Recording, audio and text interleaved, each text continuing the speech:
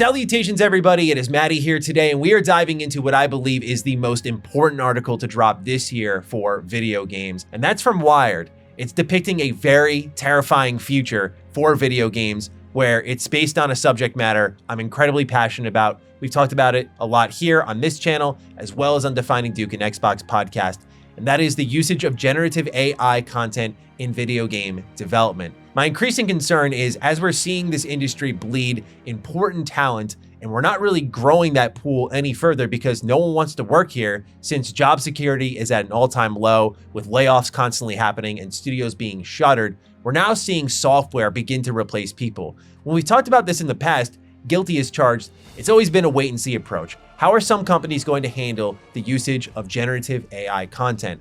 Well, that future is here. I thought we'd be waiting a while for this, but it's here and it's happening now. And this article paints it out for us on how it's already affecting people, but also how content has already been delivered to us that's been made by software, not human hands. Now, I'm incredibly passionate about this topic because I feel like art comes from humans. I say that with all due respect. I think AI can be very useful in video game development to eliminate tedious parts of the process. As someone who's working on a game themselves, there are just parts that are mind-numbing, boring, and not creatively engaging. And I absolutely think AI can be used in a positive way in those parts of development. It can ease the lift for smaller teams to do something big and ambitious. Like, hey, even on the artistic side, I'm not advocating for it, but I can understand why a small team would want to use AI to generate concept art because it allows them to move to the next step a little bit quicker of creating in-game assets. So there are usages for all team sizes. But my increasing worry here is that the leaders, the supposed leaders of our industry, are looking at ways to eliminate important jobs in the games industry and make this a place that's not really welcoming for new talent. So while we're also bleeding this talent away that's current and sustaining the games industry, we're not really inviting new ones in. And it really scares me because I worry about a future where no one wants to come in, and so the software is here to stay to make us all of our future games.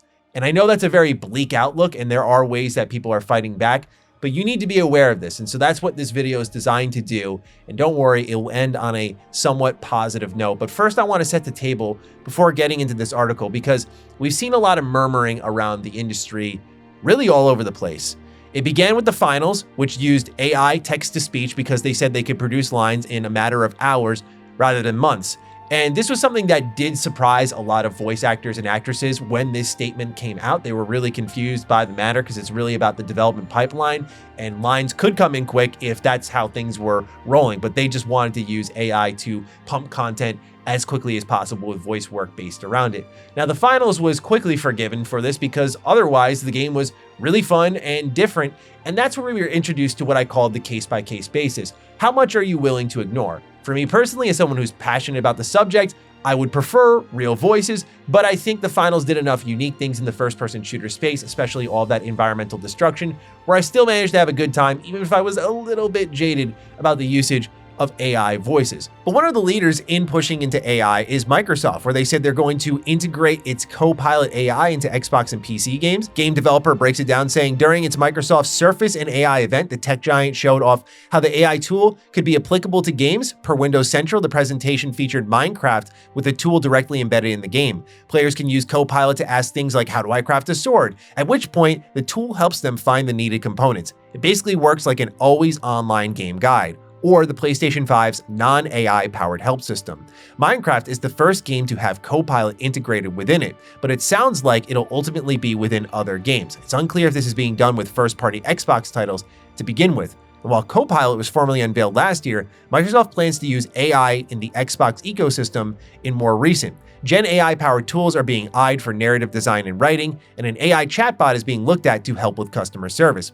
And you can see that here, announced on the Microsoft blog, that Xbox and in-world AI partner to empower game creators with the potential of generative AI, where they say, together we aim to deliver an accessible, responsibly designed multi-platform AI toolset to assist and empower creators in dialogue, story, and quest design. The toolset will include an AI design co-pilot that assists and empowers game designers to explore more creative ideas, turning prompts into detailed scripts, dialogue trees, quests, and more, an AI character runtime engine that can be integrated into the game client, enabling entirely new narratives with dynamically generated stories, quests, and dialogue for players to experience.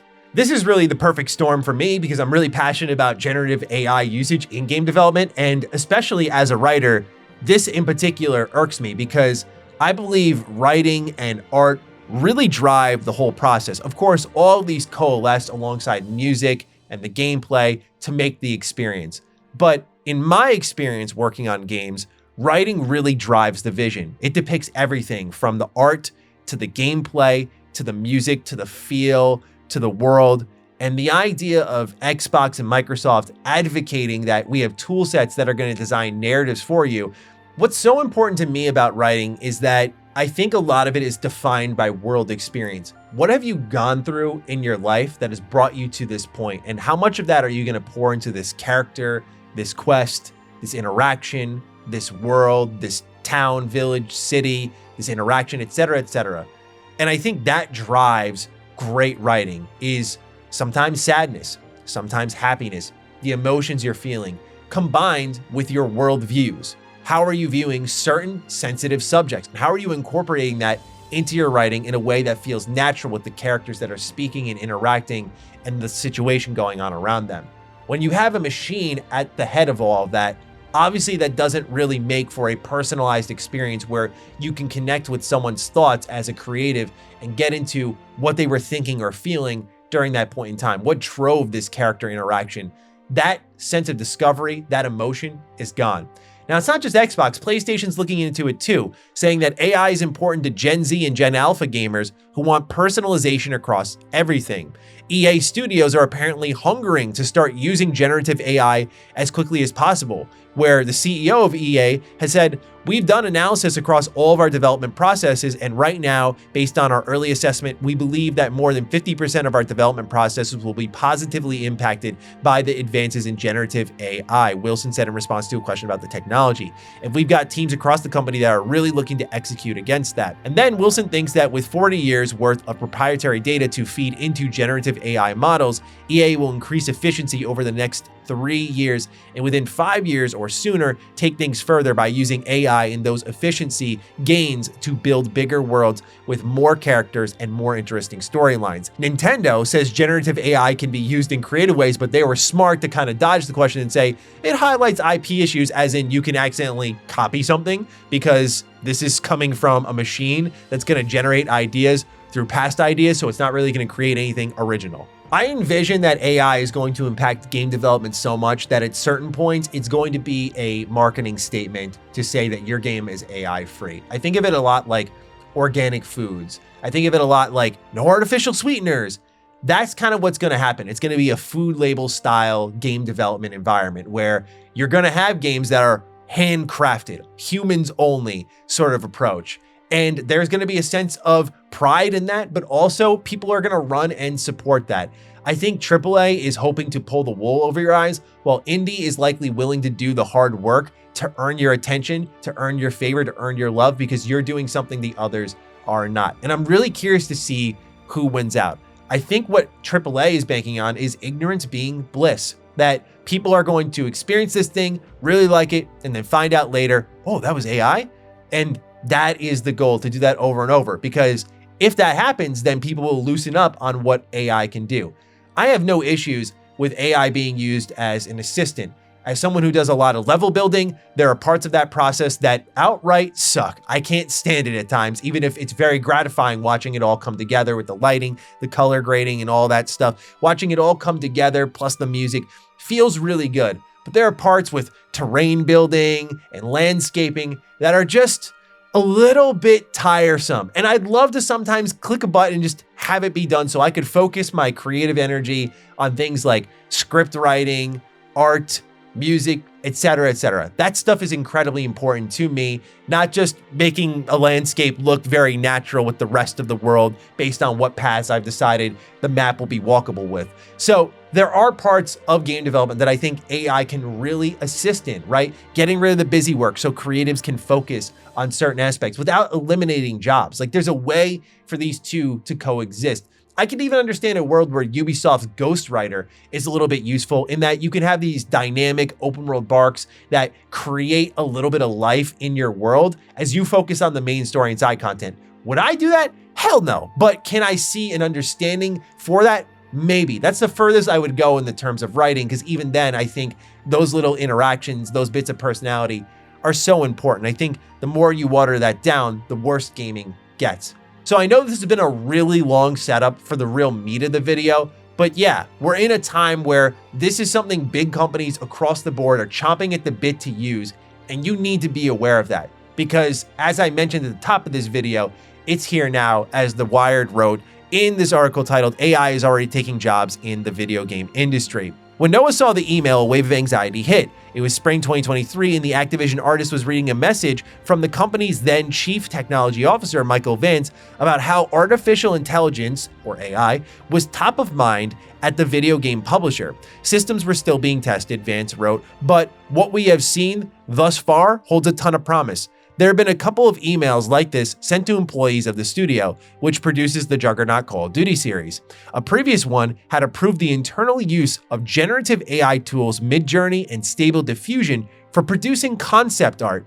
This already sucks because, in my experience, concept art is really the backbone of everything. Now, there are some artists, and we've had this situation with our own game where we've kind of had to, if you will, I call it freehanding it a bit, like, oh, we don't have the concept ready for that, but we kind of want to get that asset going. So like, I'm going to sketch something up real quick. You're going to give me the thumbs up or thumbs down. And then like, we're going to go from there, where it's not the traditionally done concept process handed off once it's approved. And then we work on the asset based on what's there. But then to see those assets gradually come to life through the concept art and how it all comes together, barring some minor adjustments made by the artist doing the final run of that asset, that is the backbone of the visual identity of the game. You do all of that to create a feel, like what's this world gonna look like? What's the world going to feel like? What kind of lighting do we need to achieve even can be achieved through concept art. This stuff is so important to see Activision's already leaning into that, now fueled by also Microsoft, who's also looking into AI. It's a little bit of a dangerous storm, but I do think it gets worse here. They continue on saying, it's here. It's definitely here right now, says Violet, a game developer, technical artist, and veteran of the industry who has worked on AAA games for over a decade. I think everyone's seen it get used, and it's a matter of how and to what degree. The genie is out of the bottle. Pandora's box is open. Continues on saying, though many of the game workers and artists were queasy about this proliferation, and some were even afraid for their livelihoods, few spoke out. I think we all didn't talk about it much for fear of losing our jobs, Noah says. He claims Activision assured its artists that generative AI would be only used for internal concepts and not final game assets, and importantly, that AI would not be used to replace them. Yet by the end of the year, Activision made an AI-generated cosmetic available for purchase on Call of Duty Modern Warfare 3's store, which you can see on screen right now is the Yokai's Wrath pack, which features a character skin, a weapon skin, and a couple of banners and icons. This is what AI has produced, and you can kind of take that in as you will. For me, I found this a bit stunning. It's one thing with the voice work, not to minimize it, but it's one thing with the voice work, but another thing to just see straight up AI art being sold in video games. Because like, I know YouTubers who use that stuff for their thumbnails. Y'all may hate my thumbnails at times, but at least they're handmade, right? But I know YouTubers who use AI for thumbnails, and it's like an easy click of the button, no creativity, because it's being sourced from just a bunch of general images online. So yeah, Activision is selling AI content, and this is the beginning of it. We saw it a little bit with the finals, but it's not one of those things where, hey, we'll get to it when we get to it. The future is now in this sense. And again, I've said it twice, but you need to be aware of that. Now, how are companies battling back? Well, you have companies like Steam that want to make sure that there are people aware of this. When submitting their upcoming PC games to Steam, developers will now be required to fill out an AI disclosure section where you'll need to describe how you are using AI in the development and execution of your game. Along with using this disclosure when reviewing the game for Steam, Valve says it will include much of your disclosure on the Steam page for your game so customers can understand how the game uses AI.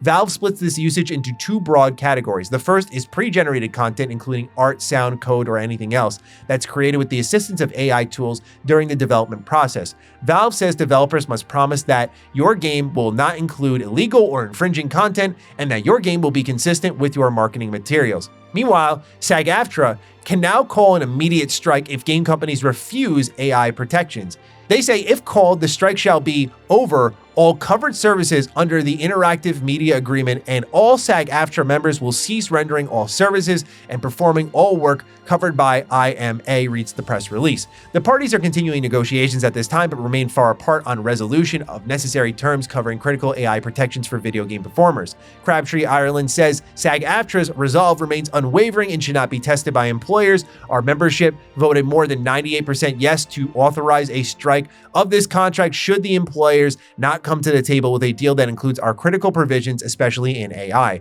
We are steadfast in our commitment to our membership who work this contract and whose extraordinary performances are the heart and soul of the world's most popular video games. Time is running out for companies to make a deal. So yeah, it's not all doom and gloom. I wanted to end it on a positive note. Companies are fighting back in meaningful ways, whether it's creating awareness on the store page, which I think is half the battle. Like, I'm not going to sit here and shame anyone who doesn't mind AI content at all. If that's not a big deal to you, complete respect. I get it, because I think that some people just don't mind or don't have that passion or that fire, and that's understandable. But I think just awareness is key. Just being aware, hey, what's being sold to you had AI involvement, and here's how. It's the same thing as, again, nutrition facts, food labels, that sort of thing. Game development's now going to necessitate that because people want to know if what they're consuming is real art or not, because sometimes those lines do blur. And that's one of the great defenses of AI. It's like, well, Matty, sometimes it gets close. What's the big deal? But again, art comes from human hands, and I think it could be elevated and assisted by technology, no doubt about it. But at the end of the day, I want to consume things coming from other humans that are bringing their worldviews and their interpretations of life itself and their emotions into the experience and conveying them on paper, on screen, in unique and thought-provoking ways. As someone who just watched Blade Runner for the first time, by the way, y'all were right. The amount of times I've been told since I just started Fallout 4 coverage to check out Blade Runner, y'all were right. I absolutely love it. One of my favorite movies ever, if not my favorite movie ever. Just incredible stuff. I was looking at just how thought-provoking this world was and the themes were. Like, that movie is straight up art, dude. And of course, the games go on ad nauseum. KOTOR, Fallout, Sly Cooper, like the list goes on, and how thought-provoking, fun, and just generally thematically driven all of these different series are that we've grown to know and love. And the idea that that can be stripped away because companies want to eliminate workers so that they can increase their bottom line in this rush to the bottom for AAA blows my mind. Art is important and it should be treated as such. So that's all I've got to say on the matter. I'm looking forward to hearing your thoughts down below. Take excellent care of yourselves, and I'll see you in the next video. Stay sexy, stay active. I love you all. Peace.